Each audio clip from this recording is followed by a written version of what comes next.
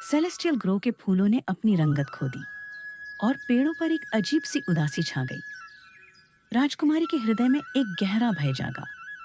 वह तेजी से उस स्थान की ओर बढ़ी जहां ल्यूमिनस सीड सुरक्षित रहता था। उसकी हर सांस उम्मीद और डर के बीच झूल रही थी। दृश्य। राजकुमारी ल्यूमिनस सीड के संरक्षक स्थल पर पहुंचती है।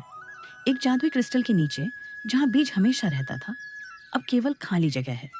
उसकी आंखें चौड़ी हो जाती हैं और उसका चेहरा चिंता से भर जाता है। नैरेटर। और फिर उसे वह भयानक सत्य मिला।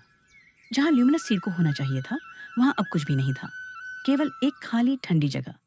जीवन का स्रोत, सेलेस्टियल ग्रो का दिल औचे गायब हो चुका था। एक पल के लिए राजकुमारी की आंखों में निराशा और अंधेरा छा गया, ठीक वैसे ही जैसे उसके साम्राज्य पर एक अदृश्य शाप फैलने लगा था।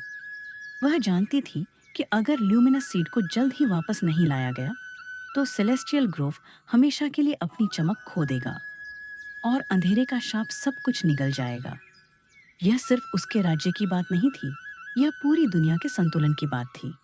एक लंबी कठिन यात्रा की शुरुआत होने वाली थी। दृश्य। राजकुमारी निराशा में मुट्ठी बांधे आसमान की ओर देखती है, जहां चांद भी अब पहले जितना रोशन नहीं है।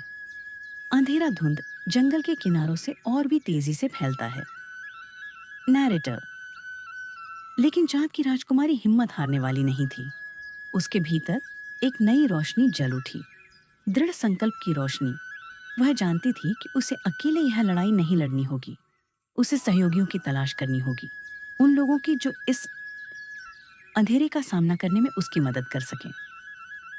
सेलेस्टियल ग्रोव की रक्षा के लिए और खोए हुए ल्यूमिनस सीड को वापस लाने के लिए उसकी खोज अब शुरू हो चुकी थी। एपिसोड ओएक्स्ट मामेंद्री समाप्त